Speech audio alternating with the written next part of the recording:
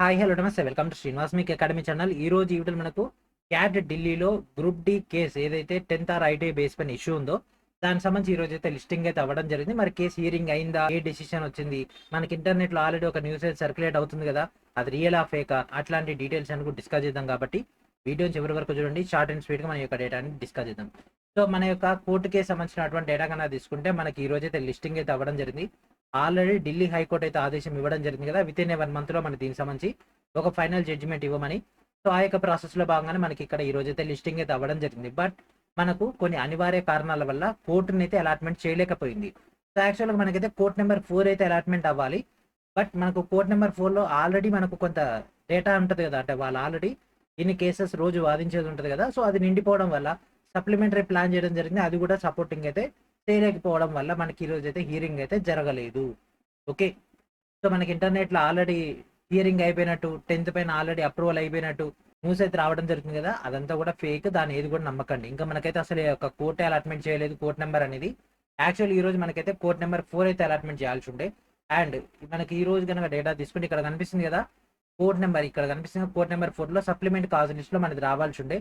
But ఇది మనకు రాలేదు. అండ్ ఆల్రెడీ మనకి ఒక రెగ్యులర్ 4 ఏదైతే ఉందో దాంట్లో ప్రాసెస్ అయితే కంప్లీట్ అయిపోయింది. ఇక్కడ హియరింగ్ అయిపోయింది. ఇది అసలు మనకు మార్నింగ్ నుంచి అయితే స్టార్ట్ చేయలేదు. 18/8/2025 సంబంధించినటువంటి కాజ్ లిస్ట్, అంటే ఈ రోజు ఏ కోర్టులో ఏం జరుగుతుంది, అంటే కోర్ట్ నెంబర్ 1లో ఎవరి కేసు ఎప్పుడు ఉంటుంది అనేది మొత్తం మనకి ఇక్కడ డేటా అయితే రావడం జరుగుతుంది ఈ యొక్క క్యాట్ నుంచి. సో మన యొక్క కేసు అయితే లేదు. ఓకేనా, మన యొక్క కేసు హియరింగ్ అయితే లేదు. సో దీనికి సంబంధించినటువంటి ప్రాసెస్ అనేది ఈ రోజు ఈవినింగ్ కానీ రేపటికి కానీ మళ్ళీ ఒకసారి వెరిఫై చేసుకొని మనకు with in a short time, అంటే with in a 2 to 3 days లో మనకి ఇంకొక డేట్ అయితే అలాట్మెంట్ అయితే చేస్తారు. ఆ యొక్క డేటా అలాట్మెంట్ కాగానే మీకు మన యొక్క టెలిగ్రామ్ గ్రూప్ ద్వారా ఇన్ఫర్మేషన్ అయితే ఇవ్వడం జరుగుతుంది. సో ఈ రోజు మనకి చాలా ఎక్కువ కేసెస్ అయితే ఉండడం జరిగింది కాబట్టి మాక్సిమం అనేది అయితే అలాట్మెంట్ అయితే అవ్వలేదు. సో మనది అయిపోయిన తర్వాత నెక్స్ట్ ప్రాసెస్ అయితే అవుతుంది. ఆల్రెడీ మనకి ఒక రైల్వే నుంచి కూడా మనకి ఒక అడ్వకేట్ సంబంధించినటువంటి రిప్లైస్ కూడా మనకి ఇక్కడైతే సైట్లో అయితే కనిపిస్తున్నాయి. మనకి ఒక 12వ తేదీ రోజు అయితే రెస్పాండెంట్ అంటే రైల్వే నుంచి మనకు ఒక రిప్లై డాక్యుమెంట్ కూడా అయితే రావడం జరిగింది. సో దీన్ని బట్టి ఆల్మోస్ట్ ఆల్ మనకి కేసు అయితే త్వరలోనే సాల్వ్ అయితే అవుతుంది.